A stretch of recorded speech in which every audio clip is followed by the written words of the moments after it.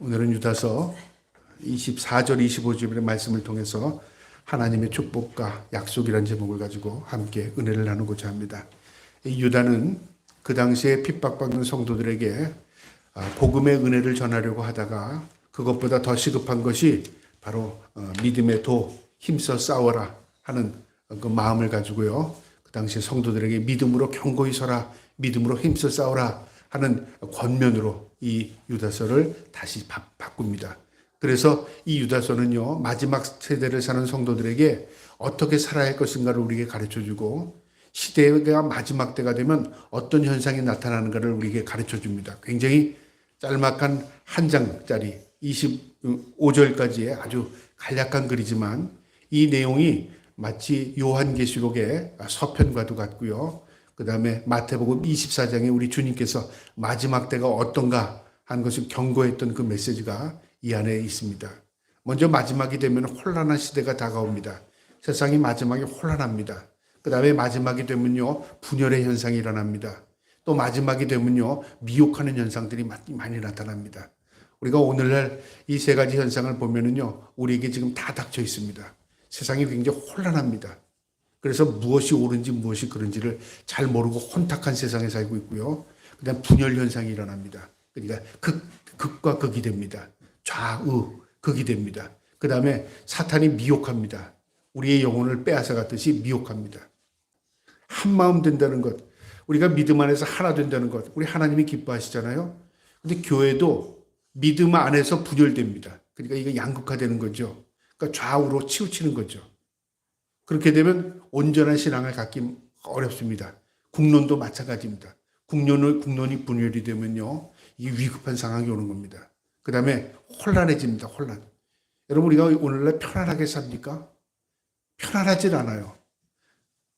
교회도 마찬가지입니다. 편안하게 믿음으로 신앙생활 하기가 힘든 시대에 오늘날 살고 있어요. 이게 문제라고 말이죠. 마지막 때 현상입니다. 그 다음에 사탄이요, 영적으로 우리를 가만 놔두지 않아요. 미혹하게 하고 쓰러지게 만들고 타락하게 만들고 그렇죠. 세상도 마찬가지입니다. 사람들이 너무 편안하지 못하니까 쾌락에 빠지게 됩니다. 세상에 즐거움이 없기 때문에 즐거움을 찾습니다. 그러다 보니까 타락하게 되는 거죠. 이게 분열 현상이고 망할 징조라고 말이죠. 이 마지막 때가 되면 바로 이런 현상들이 일어납니다. 경건하지 않고 정욕대로 행하고 조롱하는 자들이 나타나고 분열이 나타나고 육체의 욕망을 따라 살게 되고 결국 성령이 없는 삶을 살게 된다 그 말이죠. 이게 우리에게 경고하는 겁니다. 그러면서 우리에게 뭐라고 말했죠? 우리는 거룩한 믿음의 자신을 세우랍니다. 내 자신을 믿음으로 지켜나가랍니다.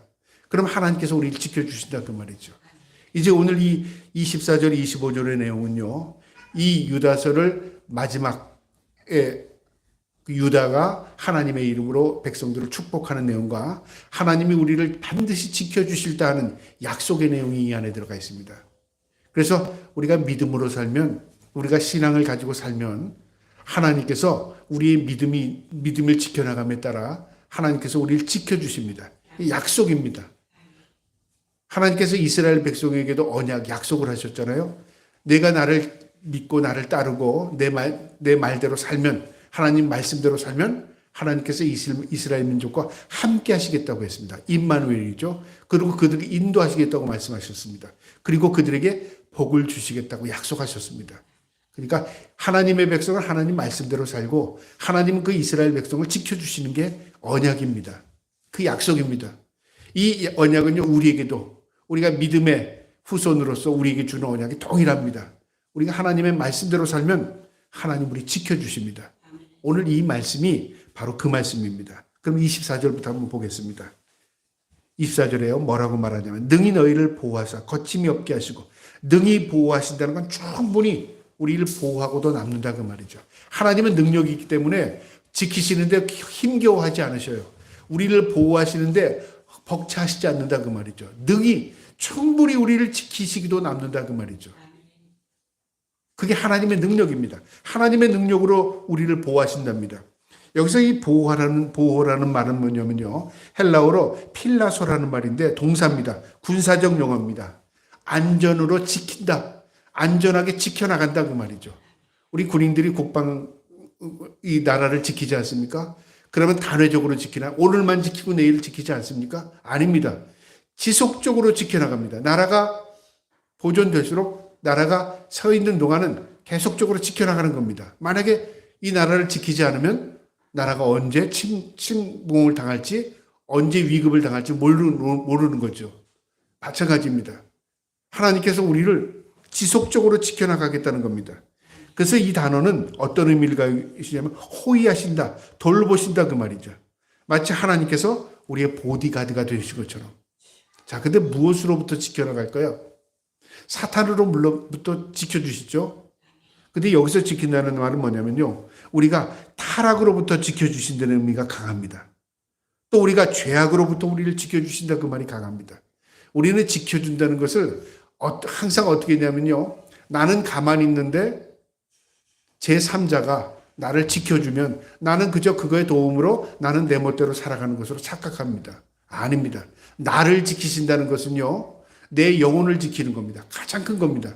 내가 지옥에 가지 않도록, 내가 하나님의 백성으로 살 수 있도록 죄악 가운데 타락하지 않도록 나를 지켜주시는 겁니다. 그게 진짜 지키는 겁니다. 그래서 데살로니가후서 3장 3절에 이런 말씀이 있습니다.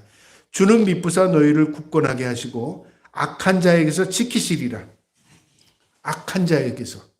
이게 우리를 지켜주시는 겁니다. 우리는 항상 어떻게 생각하죠?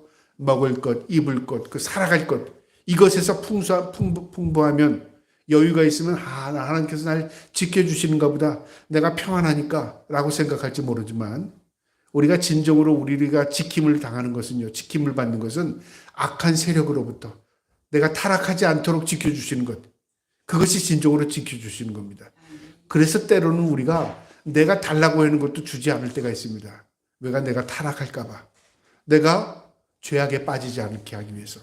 우리가 욕심이 잉태한 즉 죄를 낳고 죄가 장성한 즉 사망을 낳는다고 그러잖아요. 만약에 인간이 갖고 싶은 걸 모든 걸 갖는다면 우리가 하나님 찬양하며 살 수 있을 것 같습니까? 아닙니다. 예외 없이 반드시 타락할 겁니다.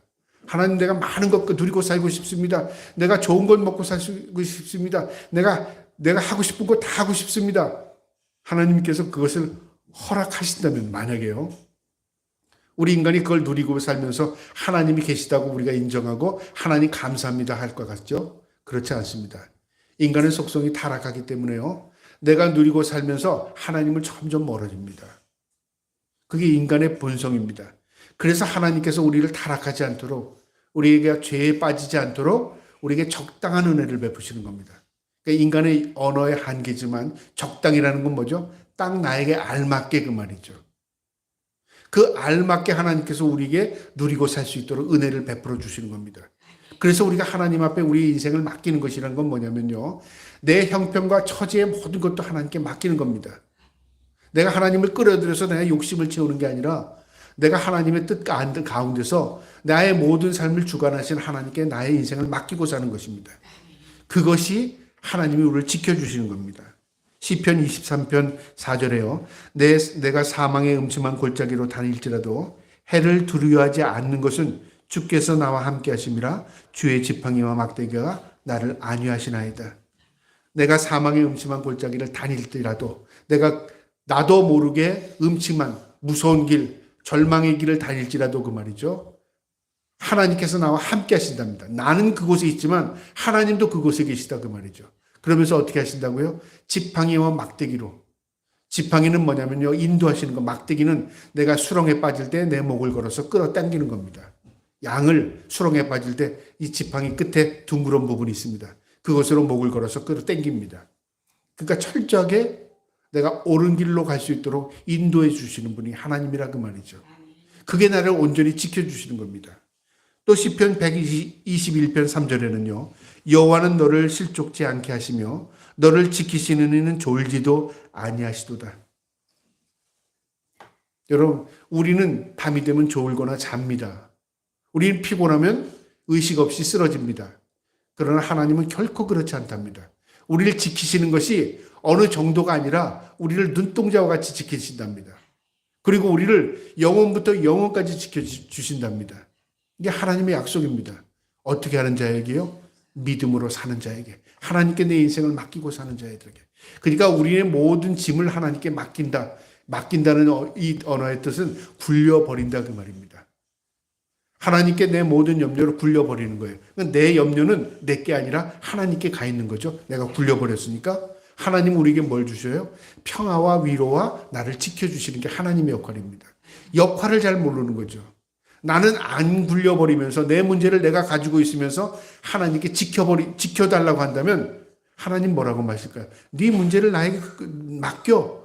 내 모든 염려를 나에게 굴려버려. 그런 거예요. 그래야 내 마음에 평안과 위로가 있는 거죠. 맡긴다. 이게 뭐냐면 믿음입니다. 우리가 믿음이 없기 때문에 맡기지 못하는 겁니다. 여러분, 그래서 믿음으로 산다는 것은요, 나의 모든 것을 하나님께 맡기는 겁니다. 그러면 하나님 평화를 주십니다. 하나님은 우리를 지키시는 분이십니다. 그래서 능히 너희를 보호하사 거침이 없게 하신답니다. 여기 거침이 없게 한다는 말이 무슨 뜻이냐면 넘어지지 않게 하신다. 실족하지 않게 하신다 그 말이죠. 우리가 아무리 올바른 길 정도를 가다가도요, 우리가 보지 못하는 어떤 장애물이 있으면 우리는 걸려 넘어질 수 있어요. 우리가 보지 못해서 넘어지는 거죠. 옳은 길을 가더라 할지라도요. 그런데 하나님께서 우리의 장애물을 다 제거해 주신다 그 말이죠. 놀랍지 않습니까? 우리가 보고 가는 게 아니라 하나님께서 우리의 앞길을 우리 예비하시고 인도하셔요. 그래 형통이란 말은 뭐냐면 내가 5분 후, 1분 후에도 무슨 일이 일어날지 알지 못합니다. 그런데 그 앞길을 하나님께서 미리 다 준비시켜 주시는 겁니다. 우리가 형통한 삶입니다. 저와 여러분이 그 형통을 맛보며 살기를 주님의 이름으로 축복합니다. 그러려면 어떻게 해야 된다고요? 우리의 모든 것을 우리 주님께 맡기는 것입니다. 그래서 거침이 없게 하신다. 넘어지지 않게 하신다 그 말입니다. 그것이 하나님이 우리를 인도하시는 겁니다. 여기서 중요한 사실을 발견하게 되는데요. 하나님의 자녀들은 결코 하나님께서 우리를 지키시기 때문에요. 우리가 하나님을 거역하거나 배반할 수 없다는 거죠. 배교하지 않는다 그 말입니다. 우리가 이렇게 생각하잖아요. 저 사람은 예수 잘 믿다가 저 사람 떨어져 나갔어. 저 사람 예수 잘 믿었는데 지금은 저래. 우리가 항상 과거를 보면서 지금은 저래 라고 비교하잖아요. 그런데 사실은요. 현재가 왜 있냐면요. 과거가 있기 때문에 현재가 있는 겁니다. 또 미래가 우리가 어떻게 예측이 되냐면요. 현재와 과거를 통해서 미래를 예측할 수 있습니다. 과거에는 저랬는데 현재는 이래. 물론 그럴 수 있지만요. 그 사람이 미래에 어떻게 될지 아무도 모릅니다. 그러나 과거가 그랬고 현재가 그렇다면 미래가 어떻게 될지 예측을 가능해요. 이 말이 무슨 말이냐면요. 하나님의 백성은 결코 배교하지 않는다 그 말이죠. 그 사람이 배교했다면 하나님을 배반했다면 하나님의 사람이 아니기 때문에 그런 것입니다. 이것을 우리에게 가르쳐 주는 겁니다. 이게 여기서 중요한 사실입니다. 하나님이 지켜주시기 때문에 거침이 없게 하신다. 그가 올바른 믿음으로 살게 하신다 그 말이죠. 그래서 이 말씀은 21절에 나왔듯이 자신을 지키며 순종하며 따르며 믿으며 배반하지 않으며 그 말이죠. 하나님을 믿고 따르고 순종하고 하나님을 결코 배반하지 않습니다. 이게 믿음입니다. 믿음으로 사는 자의 모습입니다. 저와 여러분이 이 믿음 가지고 살기를 주님의 이름으로 축복합니다. 그 다음에 오늘 또 주시는 이 약속의 말씀은요. 그 영광 앞에 흠이 없게 기쁨으로 서게 하신답니다. 그 영광 앞에 흠이 없게. 이 말은 무슨 말이냐면 죄 짓지 않게 하신다 그 말이죠. 거룩한 삶을 살도록 하나님께서 약속해 주신다 그 말이죠. 우리는 내가 올바른 삶을 살아서 하나님이 기뻐하시는 것으로 착각하고요. 내가 올바로 살았기 때문에 하나님께서 내게 복을 주실 것이라고 착각합니다. 그게 아니라 거꾸로입니다. 하나님께서 나에게 올바른 길을 걷게 하시고 올바른 삶을 살게 하셨기 때문에 내가 하나님의 은혜를 누리는 겁니다. 전적으로 거룩은 하나님의 편에 있는 것입니다. 하나님께서 우리를 거룩하게 하신 것입니다. 그리고 우리가 그 거룩으로 살 수 있도록 하나님 믿음 주신 겁니다. 그래서 믿음으로만이 거룩해지는 것입니다. 이 거룩은 바로 죄를 짓지 않는 겁니다. 우리 인간은 죄인입니다. 그래서 예외 없이 선지자도 예외 없이 누구도 하나님 앞에 두렵고 떨림으로 설 수밖에 없었어요. 모두가 죄인이기 때문에. 그래서 이사야 선지자도 이사야 6장 5절에 보면요. 하나님께서 임재 앞에 이렇게 말합니다. 화로다 내가 망하게 되었도다. 하나님 앞에 자신의 모습을 비춰보니까 나의 죄와 허물만 드러나는 거죠. 여러분 우리가 지금 하나님을 만나기 원하지 않습니까? 근데 막상 하나님께서 1대1로 우리가 하나님 앞에 섰다면 무엇이 드러날까요? 하나님 앞에 거룩함 앞에 우리 인간들의 죄와 허물만 드러날 겁니다. 얼마나 두렵고 떨리는지 몰라요. 선지자 이사야가 그랬습니다. 화로다. 내가 망하게 되었구나. 내가 하나님 앞에 어떻게 서 그 말이죠. 또 계시록 1장 17절에 보면 이렇게 말씀합니다. 내가 볼 때에 그 발 앞에 엎드려져 죽은 자 같이 되었도다. 이 요한 사도가 하나님의 임재 앞에 그냥 엎드려졌어요. 죽은 자 같이 되었다. 숨도 못 쉬게 되었다 그 말이죠. 하나님 앞에. 자신의 죄가 드러나기 때문에. 우리 인간은 예외 없습니다. 우리 인간이 아무리 깨끗하게 살고 거룩하게 살았을지라도 하나님 앞에 선다면 우리 모두가 다 죄인입니다. 허물투성입니다. 그런데 하나님께서 예수 그리스도의 피로 그 피값으로 우리 씻어주셨어요. 그래서 우리를 죄 없다 인정해 주시는 겁니다. 이건 전적으로 하나님의 주권적인 섭리고 하나님의 은혜입니다. 우리가 그래서 하나님 앞에 담대하게 당당하게 설 수 있는 것은요, 예수 그리스도의 은혜 때문에 설 수 있는 것입니다. 우리가 하나님 앞에 거룩하게 살아야 할 이유가 바로 여기 있습니다. 그의 영광 앞에 흠이 없이 기쁨으로 서게 한다. 이 기쁨이 옛날 성경이 번역되기 이 고쳐지기 전에는 기쁨이 즐거움이었습니다. 단어가. 즐거움과 기쁨으로 그 말이죠. 하나님 앞에 즐겁과 기쁨으로 선다는 게 어떤 마음일까요? 담대하죠. 여러분, 우리가 좋아하는 사람이 있으면 빨리 만나고 싶고 그 만난 사람 보면 기쁘고 즐겁잖아요. 빨리 만나고 그 사람 보기만 해도 즐겁습니다. 반대로요, 보기 싫은 사람, 두려운 사람을 만나면 그 사람 만나기는 시간이 굉장히 힘들어져요. 기다리는 것도 힘들고 만나러 가고 싶지도 않고 만나면 어떻습니까? 얼굴이 어두워지죠. 그 인간입니다. 본성입니다. 여기 즐거움으로 하나님을 만나고 기쁨으로 하나님 만날 수 있다는 건 어떤 모습일까요? 그가 하나님의 은혜를 덧입고 예수 그리스도의 보혈의 피로 죄를 씻음 받은 사람만이 하나님 앞에 기쁨으로 설 수 있는 것입니다. 그래서 마태복음 25장 34절에 보면 복을 받을 자여 나와 창세로부터 너희를 위하여 예비된 나라를 상속받으라. 복을 받을 자랍니다. 내 앞에 나와라. 무엇을 주신다고요? 천국을 상속받을 자랍니다. 천국에 들어갈 자라 그 말이죠. 참 놀라운 말입니다. 하나님께서 우리를 부르셔서 복 받은 자야. 네가 들어갈 수 있는 자리야.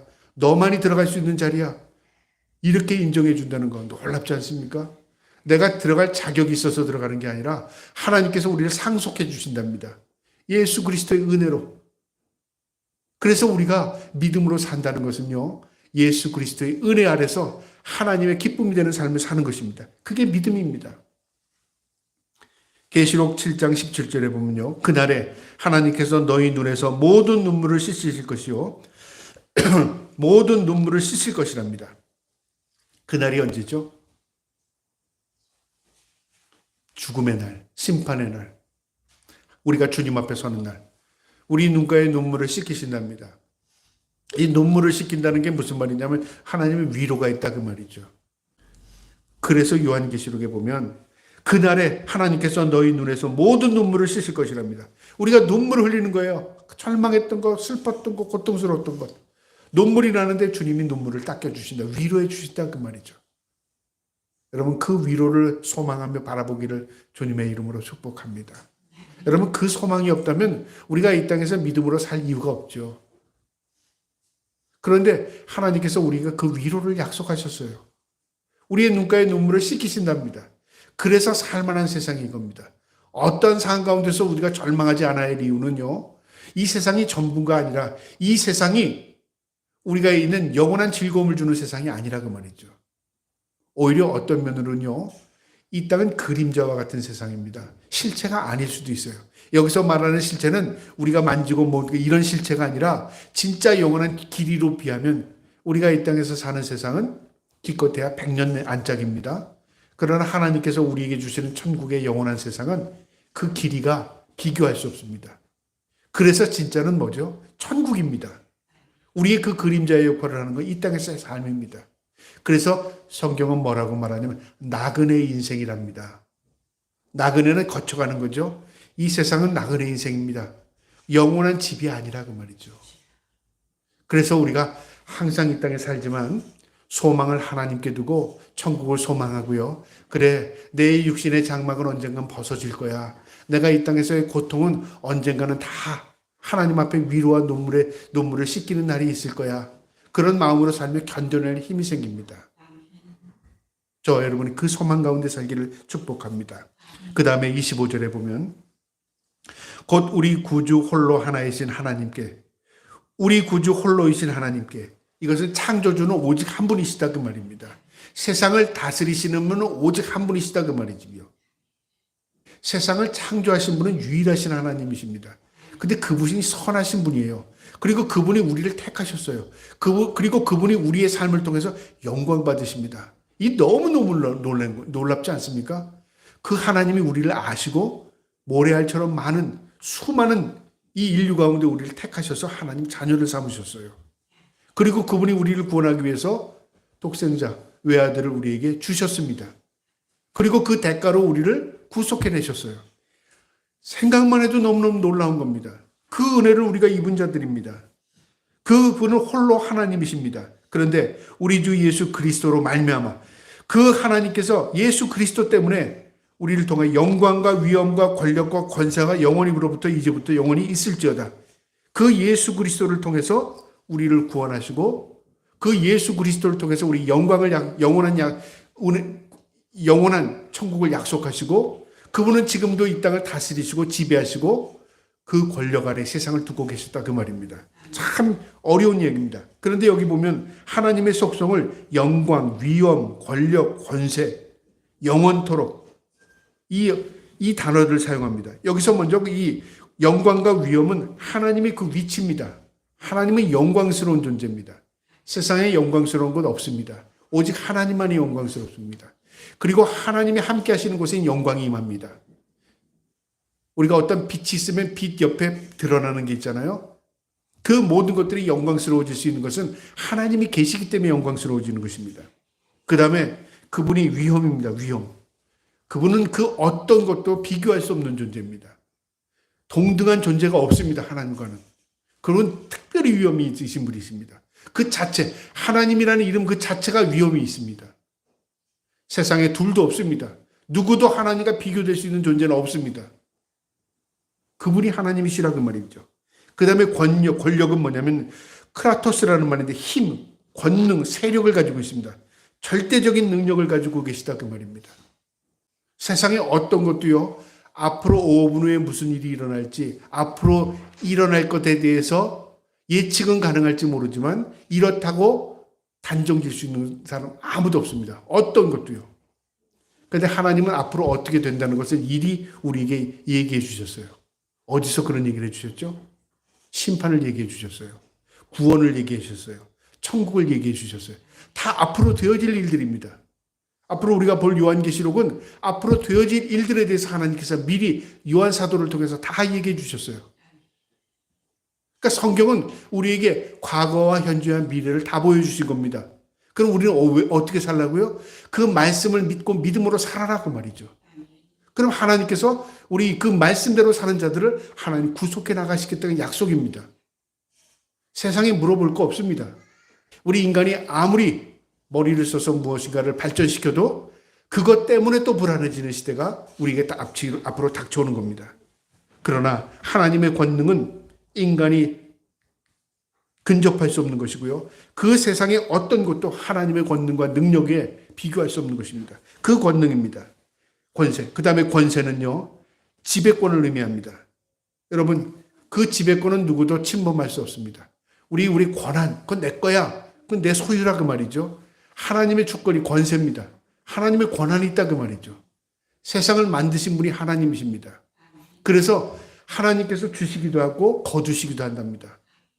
하나님이 뺏기도 하시고 하나님이 더 베풀기도 하십니다.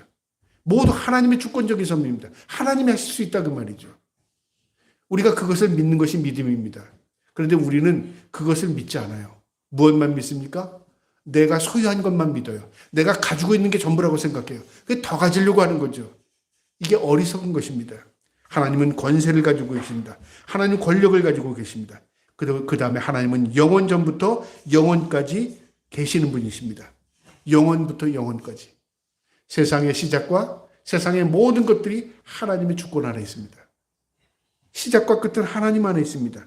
그래서 영원부터 이제와 영원토록 영원부터, 영원 전부터, 과거부터, 현재까지, 그리고 앞으로의 미래까지 모두 하나님 안에 있다고 말이죠. 하나님의 손 안에 있다고 말이죠. 그래서 우리의 인생을 하나님께 맡기는 게 가장 큰 은혜와 복입니다. 그분이 우리의 삶을 책임져 주시고 우리를 보호하시고 우리를 이끄시기 때문에 그렇습니다. 이 유다는요, 마지막에 고난당하는 성도들에게 하나님은 영원부터 영원까지 우리를 지켜주실 것이다. 그리고 그분은 우리를 보호하실 것이다. 하나님은 어떠신 분이냐? 하나님 권세와 능력과 위엄과 하나님은 세상의 어떤 것과도 비교할 수 없는 권한을 가지고 계신 분이시다. 그 하나님이 우리를 지켜주실 것이다. 그러니까 우리는 어떻게 하라고요? 믿음으로 살라는 것입니다. 오늘도 이 말씀을 마음에 두시고 그 능력이 계시는 하나님 앞에 우리의 인생을 맡기면서 내일 일은 알 수 없지만 우리 하나님께 기도하면서 하나님을 의지하며 살 수 있기를 주님의 이름으로 축복합니다. 아멘.